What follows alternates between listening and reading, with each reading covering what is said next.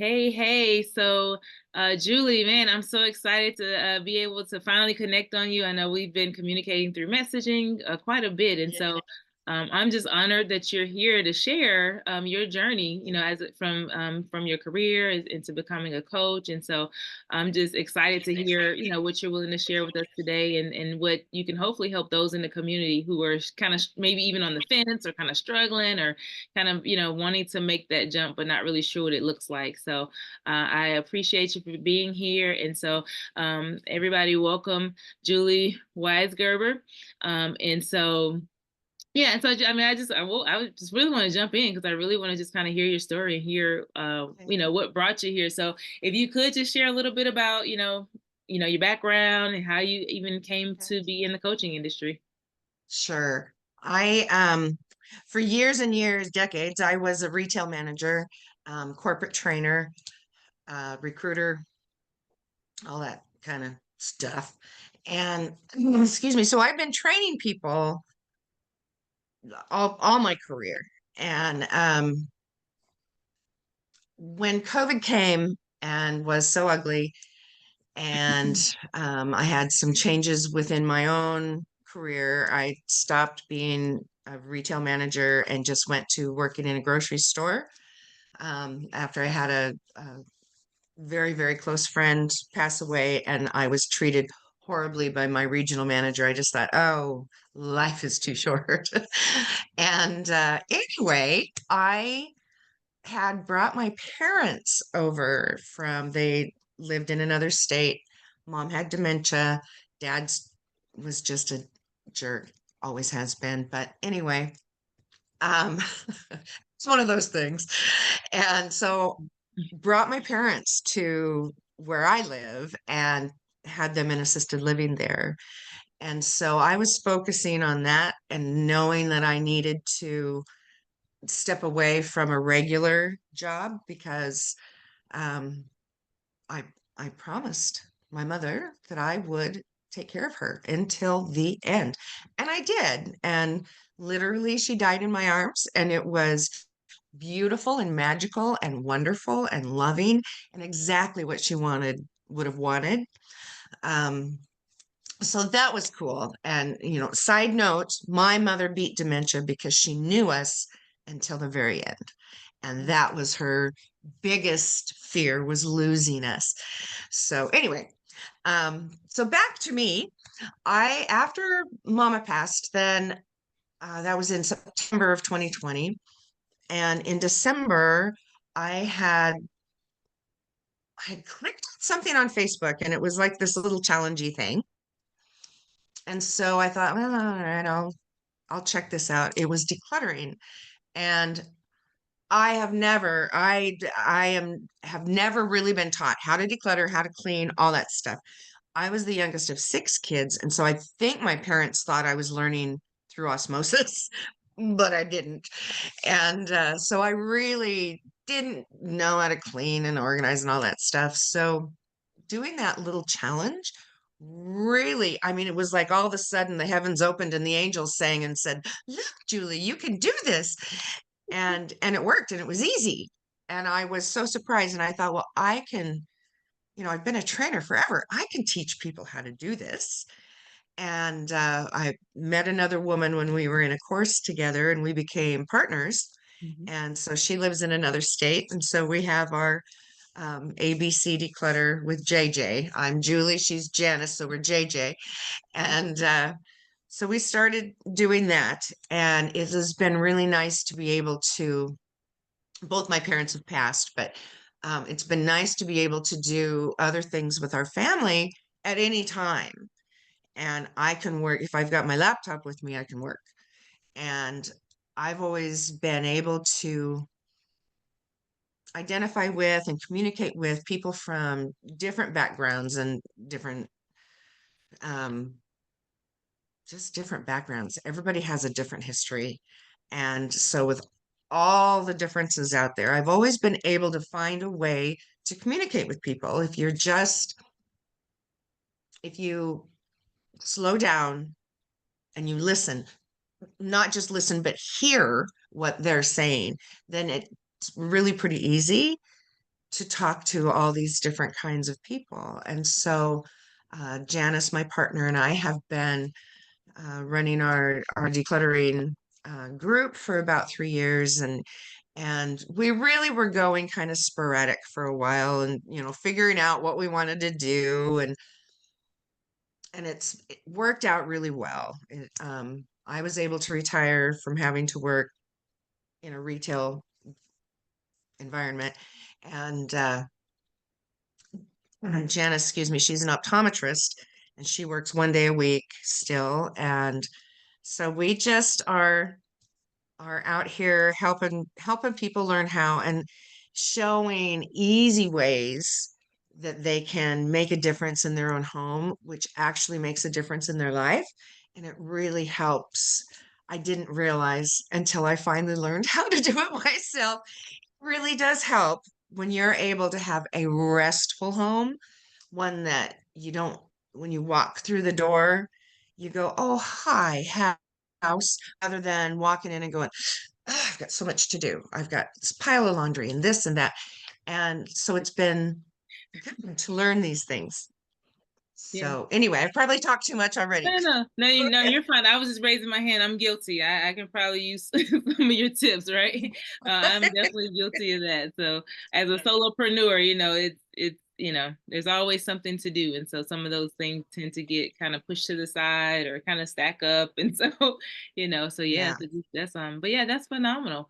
And so you were able to switch to coaching, which allowed you, it sounds like, to be able to now, or allowed you to be able to spend time with your family, give you a little Yeah. bit more, especially those important moments, like you said, your friend passing, your Right. parents, and I Yeah. think that's one of the things sometimes, we're kind of conditioned to be in this 9 to 5 career, and that's one of the things that I always want. It's just that time, whether it's the freedom, to do what I Hmm. want when I want to do, right? Because like you said, that's one of the challenges, is that when you're on somebody else's clock, then you're on somebody else's clock. But when you can kind of create your own schedule, create your own path, and it's so much, so rewarding. It's tough, but Right. it's rewarding. So yeah, that's phenomenal. It's phenomenal. And then you said you work from your computer, which I love.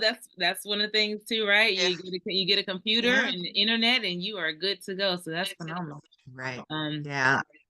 and And I then have learned that I can turn my phone into a hotspot, which I hadn't. Other people probably really know this, but I turned my phone into a hotspot so that when we're driving places, I can actually work online in the car. And I had, it's always had been through my phone.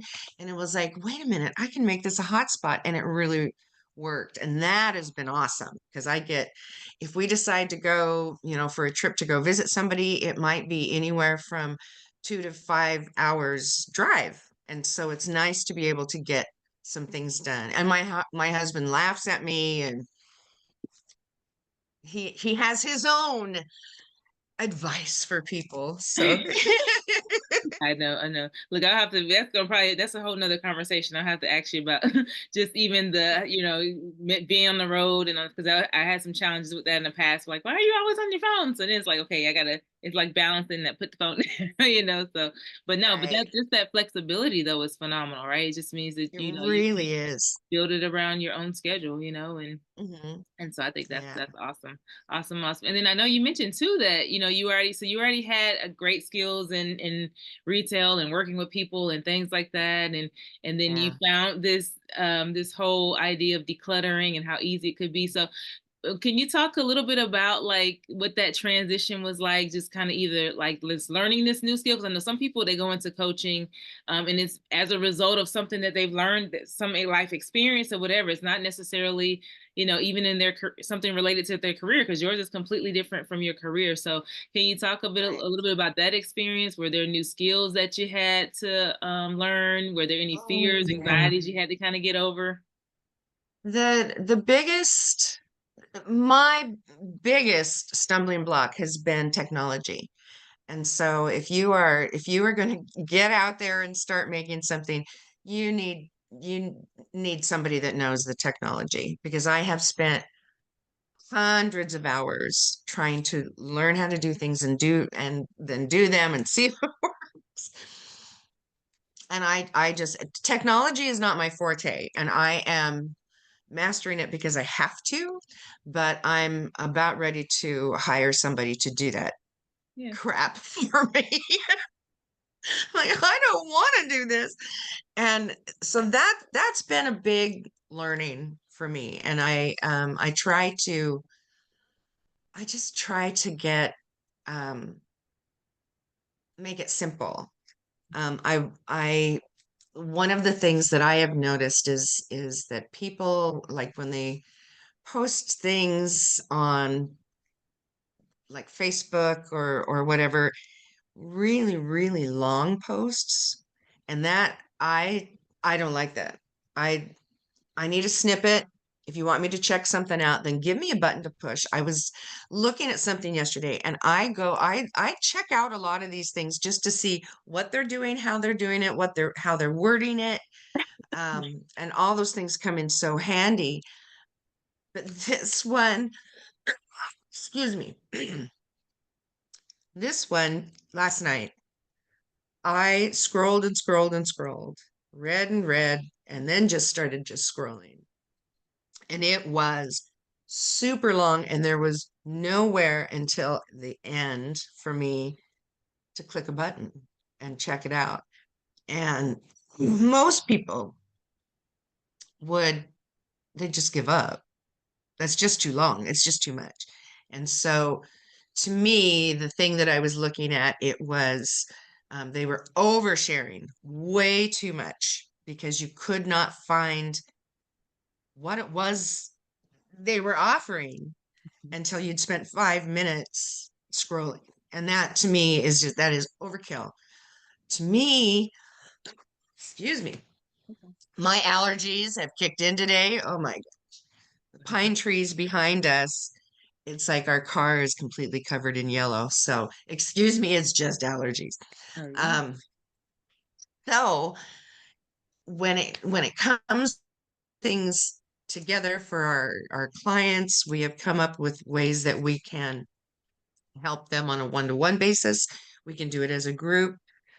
We have different courses that we offer. And so, doing that, my partner and I have both had to learn a lot about this technology stuff. So I really suggest getting getting help with that if you are not already an IT person, because you will find that you go down a rabbit hole, and hours and hours and hours pass before you figure something out. Um, so that's kind of one of the biggest things, is that you also need to get yourself an accountant. Um, you need an accountant, a baker, and a lawyer, is what is what we were told. So, haven't really needed a lawyer for anything. We've been able to get what we needed, the legal stuff, without having to go to an actual lawyer. Um, but when it comes to having your finances and the bookkeeping and all that, it's really important that you either educate yourself or you find someone that's educated in it that will, help you with it.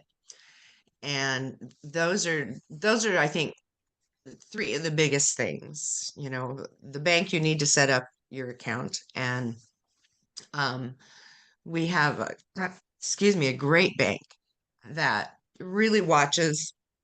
If there's anything they're uncertain about, they get hold of us. Nice. So that's been good. Excuse me. Oh no, you're fine. You're fine.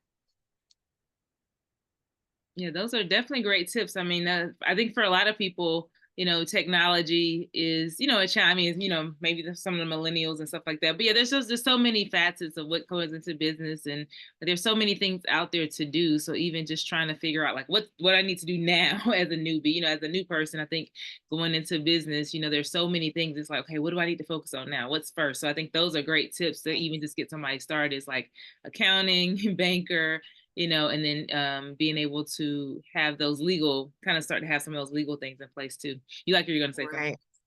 Yeah. Oh, I no, I know that with us, it was, we got it started, got our business license and all that kind of stuff. So, and that's where the accountant comes in, or at least leaving yourself really big memos.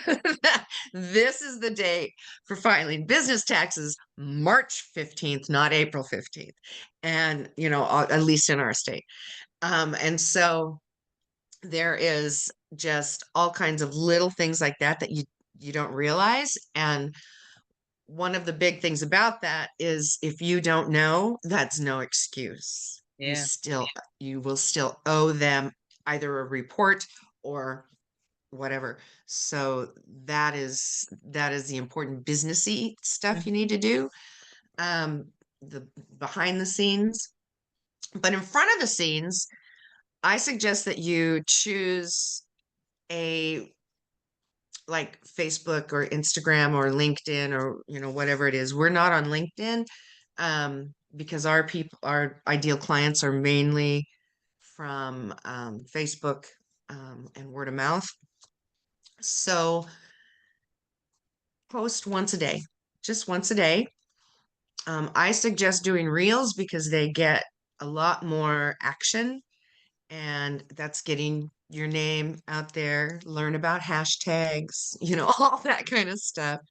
And that has really helped us by doing that. And we um, usually at Christmas we do How the Grinch Decluttered Christmas, and so we do reels every day, and we have our little stuffed Grinch that follows us around. But doing that every day, then people, kind of giggle and make some giggle, whatever. So it's kind of the Grinch is kind of the little hook. And so that's something also to think about is what is your hook? What are you want to start out with something that's going to make somebody stop scrolling. Mhm. And so we've been learning about that, and it's really helpful when you start out if you know about some of the things you should be doing rather than just starting a group and saying, okay, I'm in business. Um, there's some foundational things that you do have to have there. Yeah, So, absolutely. Now, yeah, did you start off? Did you kind of do all those things on your own, or did you reach out for a coach to help you get some guidance in those areas? we did it on our own, and then last year I signed up for a mastermind with someone, and didn't really get what I wanted from that. I got some good things, and I made some amazing connections with people. It's all about networking. Mhm. And so that was worth it. But from the coach themselves, I didn't really get what I kept asking for Gotcha. and what had been promised Gotcha. at the beginning. So that was kind of tough for me, but it's just like anything, you buy your ticket, go into the movie, and it's like, oh, I don't like this. It's like when my husband took me out to the movies a few years ago. Number one, I'm afraid of heights. Number two, I hate war movies. So what do we go to? Avatar. And it's a war movie. And they're up in the sky. Oh my. And it was 3D.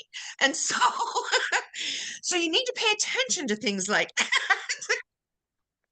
know what you're getting into. Yeah. So, yeah. Yeah, so that might be a whole nother post in itself, like just what to look for when you're even seeking out coaching and things like that. So, but Right. yeah, And that's, looking at people's testimonials and references and things. What I have finally learned to do is when I see that people have posted testimonials and it has their name, then I will go to their Facebook page or, profile, and I'll look and see if in fact this has been helping them, or if they ever even mention the person. And so that has kind of helped just to okay. actually research the testimonials. Yeah, And I I think it's really important to make sure that you're clear on what your question really is. It's like, you don't ask, do you have ketchup when you're not having fries? You just want a package of ketchup. So it's just really something you need to be aware of yeah, as you get yourself into business is making sure that you have your foundation and that you are posting and that you, if you're looking for a coach for yourself, ask your friends and see if you can get into conversations with people who have actually paid for coaching from this person before, because it's a lot different. The coach that you pay for seems to be many times a lot different than the coach that you see on their ads. Gotcha. Okay. So, Yeah, that's yeah. good advice. Good advice. And then, so I do want to shift a little bit because I know one of the biggest things I think for professionals or folks transitioning into coaching is the emotional journey, right? So, it's a lot different. Entrepreneurship is a lot different from, being an employee.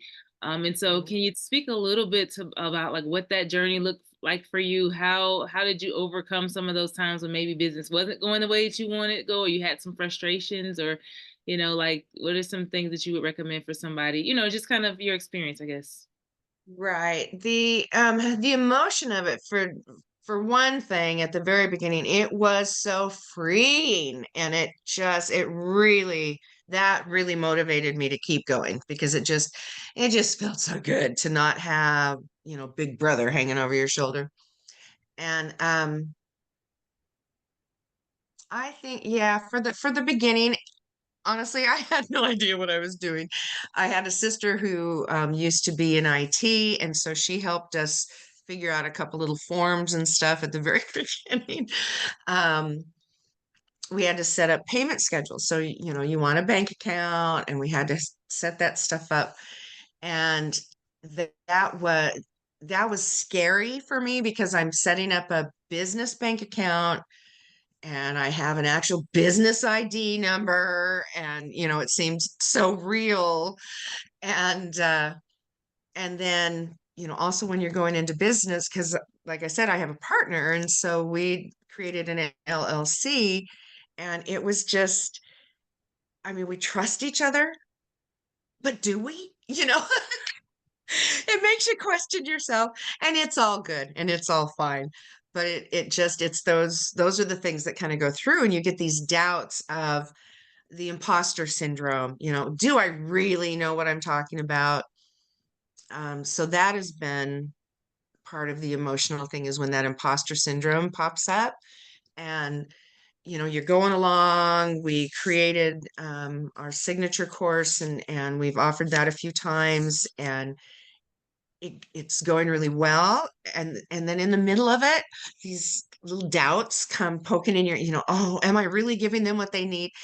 But then they give us the testimonials of, all this is awesome and it's really helping, and never thought to look at it that way. And so you really need to grab onto those at the beginning, because it will help you get over that imposter syndrome, because we all get that. We get the frustration and the doubts, and how can I do this when Marie Kondo was so amazing?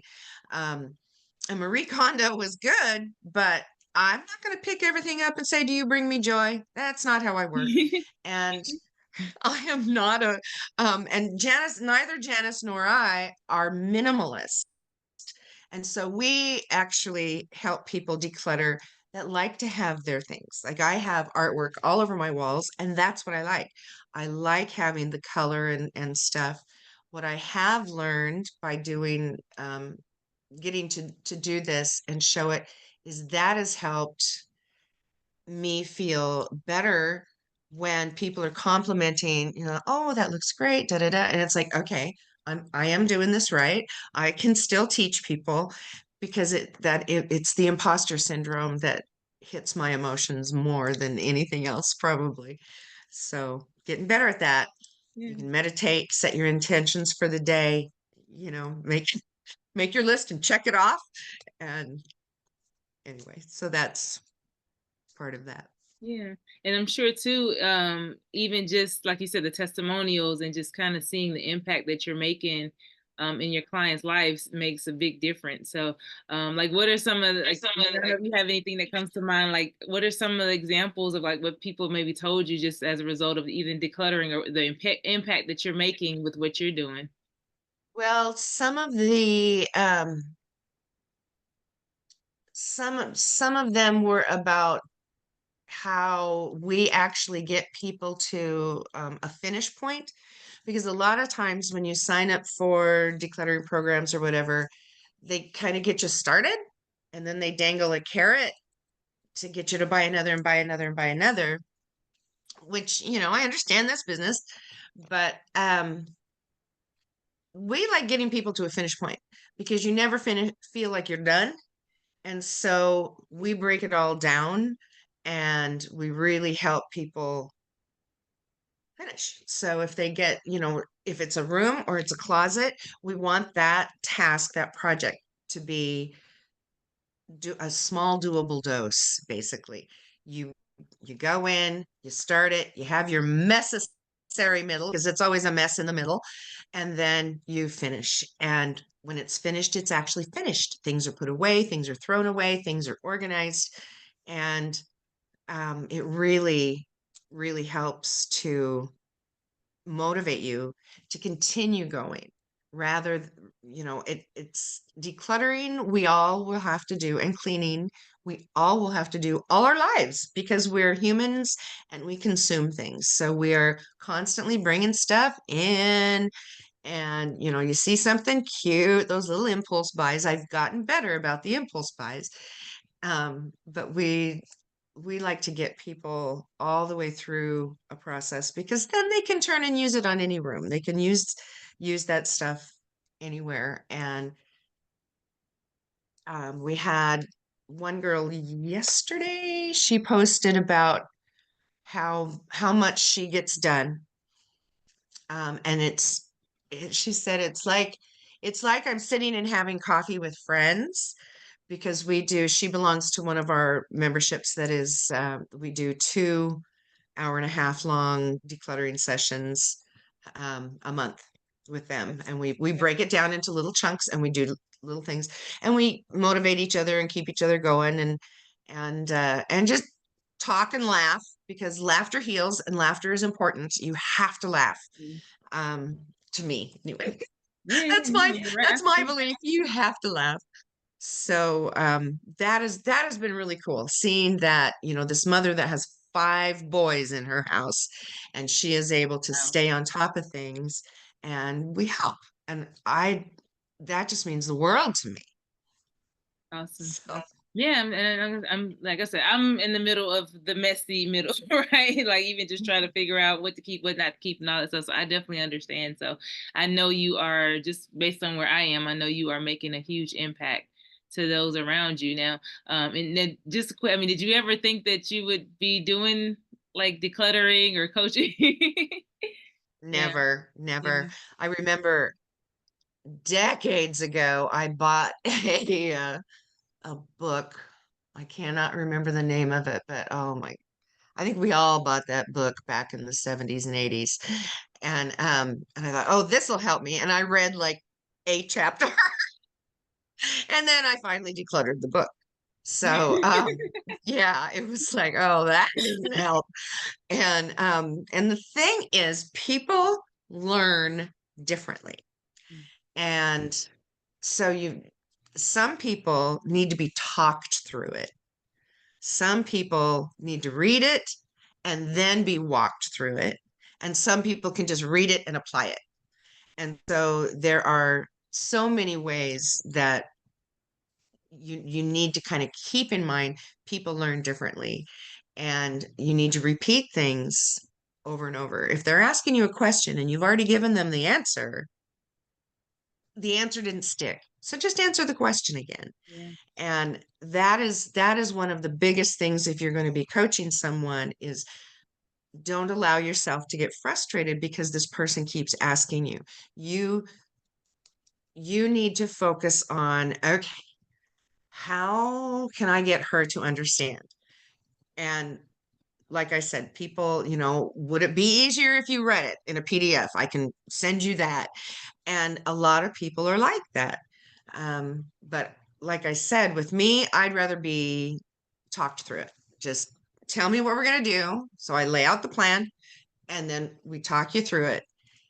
And that tends to work. So that's been a good learning for us. But that being able to take all the years of training people in the corporate world, being able to come back around and train people on stuff or help people with things that really impact their lives when your home is decluttered and it's more restful, which is better for you. Hmm. If you only are going to focus on one room in your house, it's the bedroom. You need a place that you can go and rest and have your little sanctuary. So I would, if somebody just doesn't know where to start or they're just not sure, my kitchen's a mess, do your bedroom first because you can be working on that kitchen and you start feeling tense, you can just go upstairs to your room where there's white space around your things so that your eyes can rest. And that was one of the things that I learned was when you have all these things out, you need to have spaces. You want to kind of display it more like a museum, so it's a vignette rather than just having them all lined up. And that was a big learning for me because I found that when I did make more white space and my eyes could rest in between things, when your eyes rest, your body breathes. And so that really does help, honestly, with your emotions and it's a self-care thing to me. You Wow. need to be able to breathe. So Yeah. Wow. Yeah. That's awesome. Yeah, I never thought about just even just the fact that your eyes take having that break. I mean, I know we think about it when marketing and when you're reading, like you want people to be scannable and things like that. But yeah, even just right, the fact that your eyes are that's constant stimulus. So yeah, I never thought about that. exactly. That's phenomenal. Yeah, it really helps you mentally Yeah. to to have that. Yeah. I think that's so cool that you've been able to take a skill that you already had, like as far as teaching and, leadership, and then be able to translate that into your own business. And I think that's one thing that I really try to share with people because I think sometimes people think I have to go back to school, I have to go back and do this traditional route thing. And it's like, no, you already have skill sets, you have personal experiences that you figured out, but that you can help other people make an impact. Because if you've had that challenge, there's a chance that somebody else is going through that same thing. And if you can help them get a shortcut, you can help them do it easier. You can give them that support. Because I think one of the big things with like decluttering is, like you said, the support. It's like, because you can Right. start, and then you get frustrated. It's like, okay, forget it, so Right. And the then you've got a support is, really big mess. yeah, exactly. So even just having, yeah, so the support, so even though it's something that some people might say decluttering, like who needs declutter? But there's millions of people that need help with Right. decluttering. And so sometimes I think we kind of sell ourselves short for what we actually have to offer and what we bring to the table and what people are actually willing to pay um, Right. for that help and that support and that guidance. Yeah. And there's a couple programs where we would do it for you. And they're expensive because there's, travel involved and all that stuff. So, anyway, we have assisted with elderly when they are downsizing to go into assisted living facility or retirement, you know, community. Um, and we've also helped with some seniors they're in like assisted living or senior apartment, but it is packed full of stuff. And so they can't even get a walker through. So we've assisted with that too in helping them. And what I have found is that I'm I'm a third party. I can step in and help them, whereas their kids, they won't. They'll resent their kids, they get angry at their kids. But if Janice or I step through the door, they're not going to be that way with us. And Yeah. so it's easier to get those things done. Um, and it's so important, and people really need to pay attention to their elders, neighbors, family, whatever, because these people they need services like what we have. If they can't afford it, we donate it. I mean, it's like you need to be safe, and I can't. I Yeah. had a woman, I walked into her apartment just to do an assessment, and this sweet little old 82-year-old woman was sleeping in her chair, Mm. which was not a recliner. because her bed, everything was covered with stuff. Oh wow. And so I walk in, we're doing the assessment, and she was ready to go, let's do it. Um, but it was such a kind of a hoarding situation that I couldn't stand it. And I said, "Darling, I am cleaning your bed today. We are cleaning off this, but you are not going to sleep in this chair anymore. That's not okay. I'm not okay with that. I can't handle it. So I'm going to clean your bed off." So I did. And I have no idea how long that woman had been sleeping in her chair. But that, like I said, it wasn't even a recliner, and she's 82. So things like that are really, really important to make sure that your elders are safe, that the floors are clear, that they can get into the bathroom, that the door will open for them to get into the bathroom. Um, so it's things like that. Sorry. Yeah. Yeah, no, and me having a I love my seniors.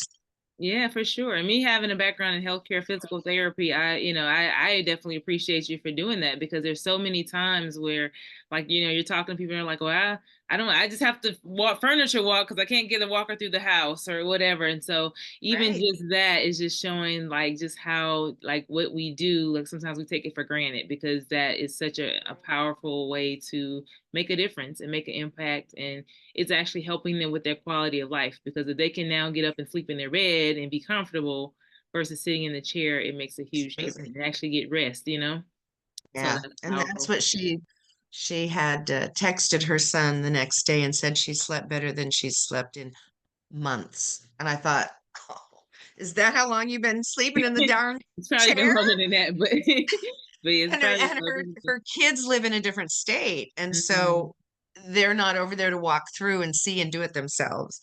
So yeah, anyway, it's I don't know. I find it very rewarding, and I love my seniors, so I do tend to help them. But I we have clients, I think our youngest client's like 25. Our oldest client is 86. Okay. So Yeah. yeah, we run the gamut.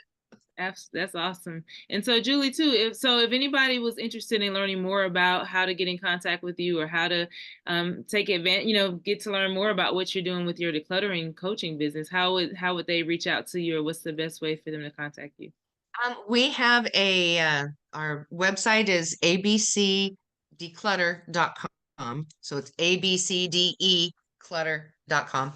And at the top of the page there, you can actually click to set up a discovery phone call, sound each other out. But you can look through the stuff that we have there on the website. We also have a Facebook group, which is ABC Declutter with JJ dash community. I know I made it really, really long. That's something else to think about when you start your business. Make it a shorter name.